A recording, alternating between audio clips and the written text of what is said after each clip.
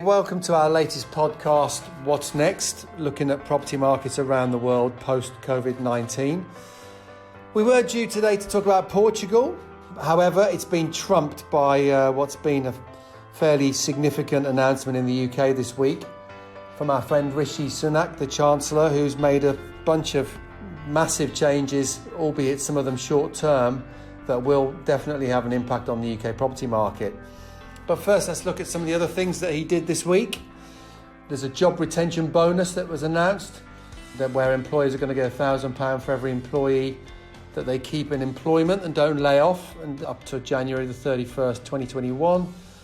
And a whole bunch of other flexible furlough announcements. Change in VAT, which remember has been as high as 33%, 35% certainly in my time. It's currently 20%, and it's been reduced to 5% for certain industries until January 2021, really trying to drive and revive, I guess, the hospitality industry, the hotels, pubs, restaurants. So, people trying to get people back into the cinemas and theme parks and zoos. Those of us who've had kids homeschooling for the last 3 months won't need any encouragement to try and get them outside. But yeah, discount meals, spending vouchers, all kind of things to get the UK economy moving. But the big one was stamp duty. So we all know SDLT, as it's abbreviated to, is a pretty scary tax that exists in the UK and has got ever increasing in the last 5-10 years, particularly for overseas buyers. Well, there will be no stamp duty tax whatsoever for people buying first home or second or third homes in the UK, other than the 3% higher rate tax that's already on additional dwellings. So up to £500,000, there'll be zero stamp duty for first time buyers and only 3% for overseas investors and people buying additional dwellings. So that's pretty enormous when you look at what people pay in stamp duty in the UK. And we can discuss during this podcast what we think will be the impact of that. So let's just look at the current system as it exists now. So pre the announcement on the 8th of July, if you were going to, let's just talk about buy-to-let investors, because people listening to this podcast are by and large investors in the UK or investors overseas. If you were buying a property a week ago, you'd have been paying, for instance, for a property between £250,000 and £500,000, you'd be paying 8%, which is a pretty scary number for anybody. And as of the announcement a few days ago, you'll now be paying 3%. Now, what will the impact of that be in terms of buyer behaviour? Well, we're still to see that, but I think the general feeling is that people will start to look at buying properties that complete before March the 31st, 2021. Why? Because on the 1st of April, my birthday, no chuckles, we'll be back to paying full stamp duty. So if you're buying a property that completes in April, May, June next year or longer, why would you not buy a property that completes before then and make what is a significant stamp duty saving? And I'll give you some of the numbers in a minute of the money that you'd be saving. Of course, if you're looking at buying an off-plan property that doesn't complete until, say, December 2021, and you need that time to raise up the capital, get your mortgage, then perhaps you'd be better off just staying with your investment.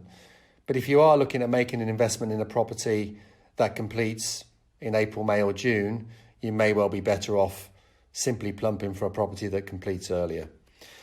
So let's have a look at the impact in terms of what kind of money you'd be paying for a property that completes compared to what you'll be paying next year.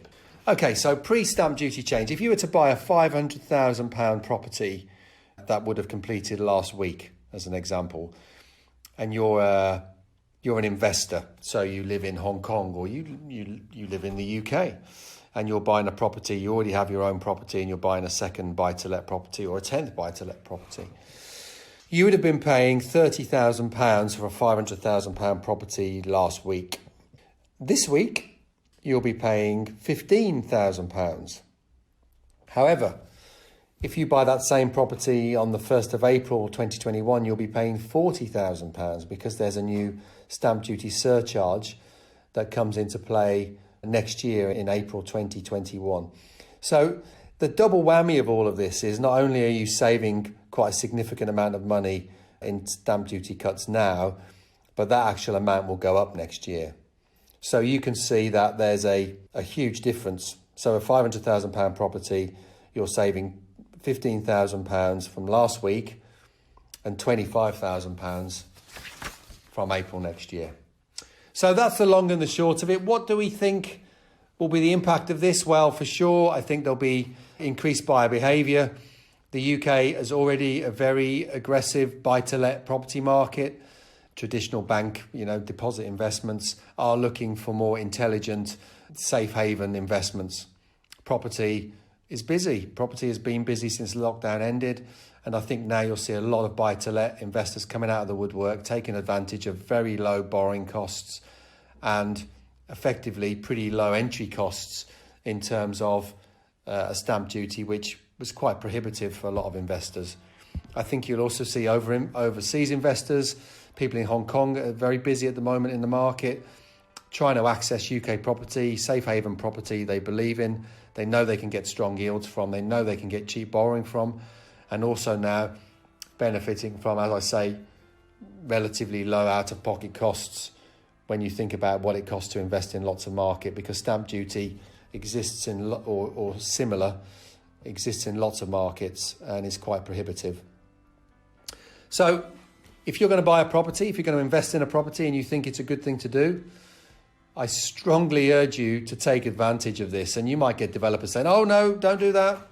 Buy from us this property that completes in a year and we'll give you the same saving from the property value. Well, quite honestly, if they can do that, then they're probably overpricing the property. You should go out, get a deal if you can on a property that's for sale now. And if you can, buy a property that completes before the 1st of April next year. And you can celebrate on my birthday having made a huge stamp duty saving, because the following day you would pay significant amounts more and the property will not go down in value. These properties will not suddenly become cheaper because stamp duty goes up, and that's a fact. So the final thing I can say is, we have an IP Global properties that complete before the 1st of April, and we'll be strongly urging our clients buying in Birmingham, London, Leeds, Manchester to get and buy the properties that we have now that complete before April, because we have a few left. Thereafter, most of our projects will be after April, and people will be back to paying higher levels of stamp duty. An example of that might be property in the Solarium that we have, which is in Brentford. You might have seen the podcast on that. Good luck to all those people that already decided to buy but hadn't completed, so they'll be making a saving anyway.